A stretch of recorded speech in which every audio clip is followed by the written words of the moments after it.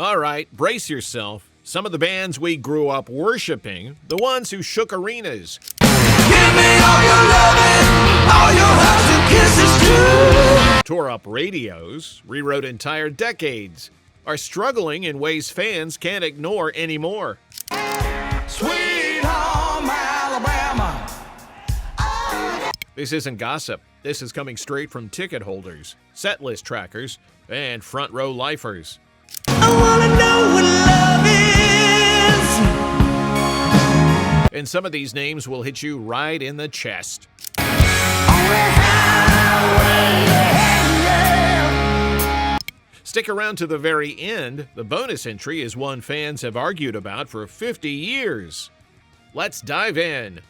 Number 10. You've heard this one before. A band that hasn't really been a band in decades. A name that still fills amphitheaters. But the men who built it are long gone. Lynyrd Skynyrd.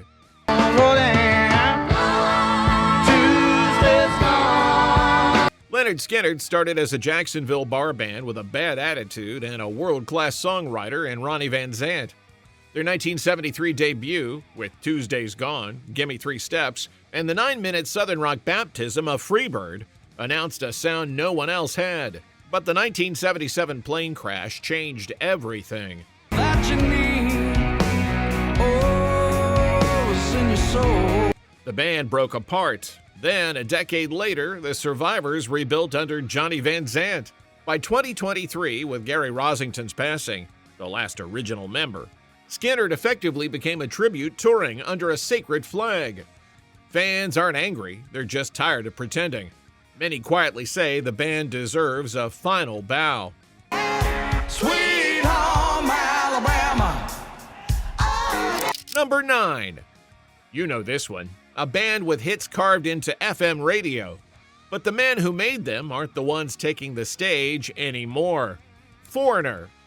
Insane. You can't stop until you do. Foreigner began as Mick Jones' transatlantic gamble. British precision welded to American melody, sharpened by Lou Graham's Rochester tenor. Their 1977 debut delivered Cold as Ice, Long, Long Way from Home, and Feels Like the First Time. But time reshaped everything. Graham left, returned, and stepped away. I wanna know what love is. Ian MacDonald passed in 2022, and Jones's health keeps him off the road, leaving a touring band of pros who can play the parts, but weren't there when the blueprint was drawn. The shows sound good, sometimes very good, but many fans say the name carries a history the current lineup can't truly represent. Stop now, I'm so Number 8. The Boston band that made sleaze into an art form and survived more internal fires than most bands survive hits. Aerosmith.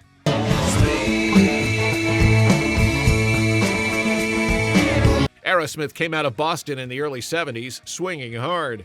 Joe Perry's knife-edged guitar tone, Steven Tyler's elastic rasp, and records like Rocks that felt dangerous even on a turntable.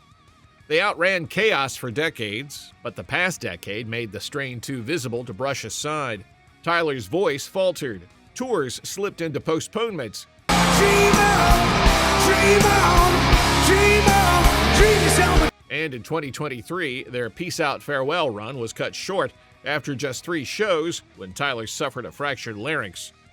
By August 2024, Aerosmith officially stepped off the road. Many fans weren't surprised. They loved the band too much to watch them push past the point of no return. You got to lose to know. Number 7. The Sunset Strip Hellraisers who turned chaos into currency, then spent decades outrunning the bill. Motley Crue. I'm on the way, home sweet home. Motley Crue blew out of Hollywood in the early 80s like a fuse already lit. Raw guitars, louder rooms, a sense that anything could go sideways at any moment. But fans say the live show tells a different story now. Vince Neil's voice often drifts off pitch or disappears mid-line.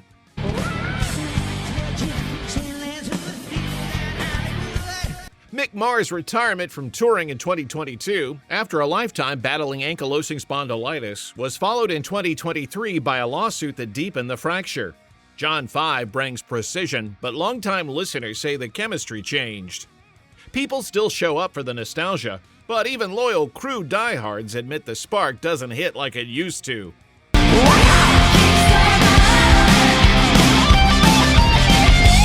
By the way, have you seen any of these bands live recently? Give your take on the show below. Number 6. Some bands don't fade into retirement, they circle back, leaving fans wondering whether the next chapter will honor the past or test it. Bon Jovi.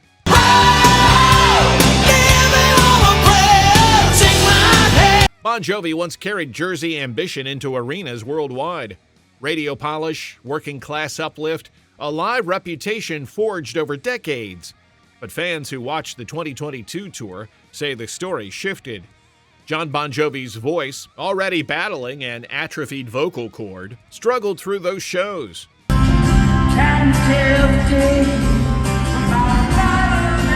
He's since spoken openly about the surgery and the long fight to rebuild, and the 2024 album Forever showed signs of recovery, at least in the studio. Now, with the 2026 Forever tour announced, fans are split. Some hope the comeback restores the spark.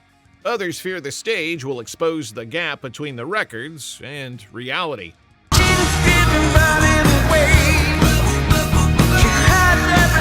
Number 5. Some bands lose a member and the sound keeps rolling. Others lose one and you feel it before the first note even lands. ZZ Top. Give me all your loving, all your hugs and kisses too. ZZ Top were one of the last great classic rock power trios. Billy Gibbons' Texas Fuzz, Dusty Hill's low-end growl, Frank Beard's steady stomp. But when Dusty died in 2021, something shifted. The band kept touring, honoring his wish for longtime guitar tech Elwood Francis to take over bass duties.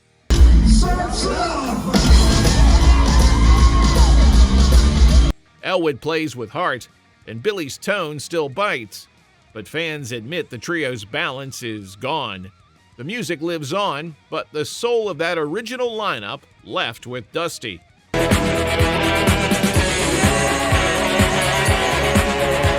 Number 4. Their biggest hits soared. Their classic singer left decades ago. And now their farewell run feels more like destiny than surprise. Journey.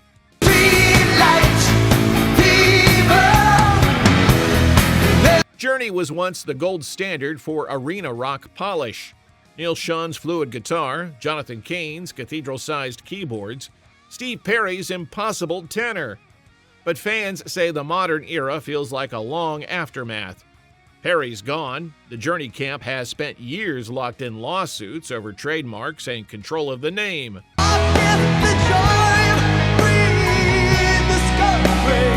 Arnel Pineda, who arrived in 2007, has faced very public struggles, pitch drift, fatigue, and the weight of parts Perry designed for a younger man.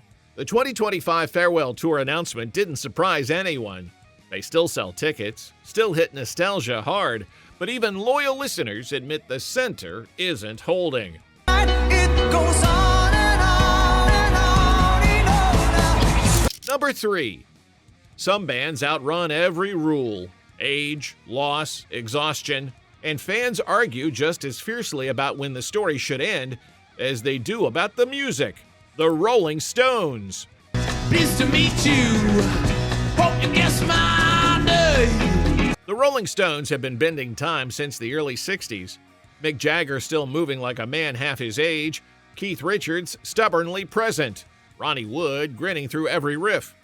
But fans admit the show feels different without Charlie Watts.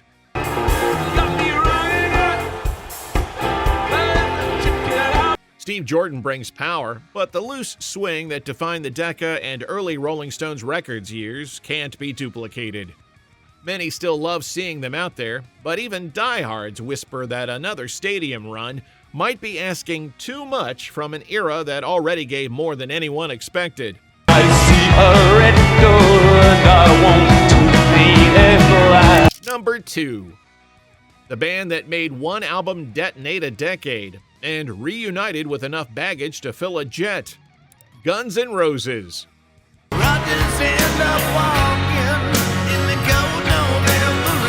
Guns N' Roses didn't just break, they exploded. Appetite for Destruction turned Sunset Strip mayhem into a global earthquake. But fans say the post-2016 reunion is unpredictable. Axl's voice shifts from night to night, sometimes strong, sometimes struggling, with marathon setlist pushing him to the edge. Sometimes it's easy to forget where you're going. Sometimes it's harder to leave. Slash and Duff remain consistent, but footage of uneven vocals spreads fast, and fans keep asking where the new album is. After singles like Absurd, Hard School, Perhaps, and The General, hopes keep spiking, then fading when nothing materializes.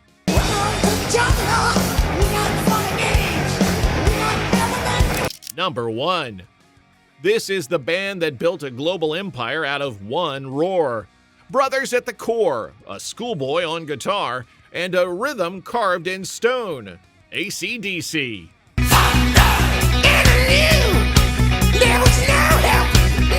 AC/DC have pushed through every era with the force of a jackhammer. But fans say the past decade shows strain the band rarely addresses publicly. Malcolm Young's absence after years battling dementia and his death in 2017 left a hole nothing can replace. Phil Rudd's legal troubles and long absence pulled away another piece of the classic engine.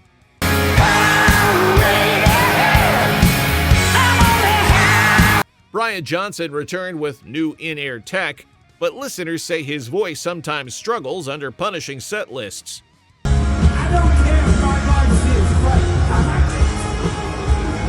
With more touring announced despite age and loss, the debate sharpens. Finish the story on their terms or risk the name outlasting the spark?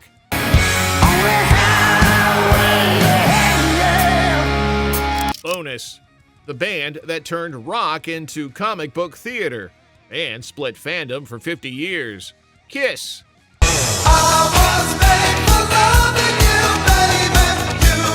Kiss built a world of fire, makeup, towering stacks, and arena-wide spectacle. But fans argued for years about the name touring with only half the original lineup. Ace Frehley and Peter Criss were long gone, replaced by skilled players wearing familiar personas.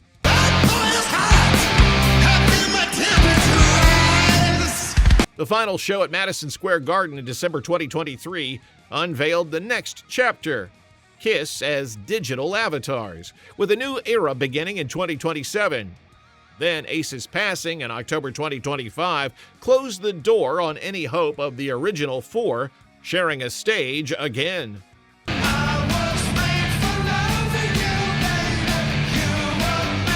Fans aren't questioning the legacy, they're asking for peace.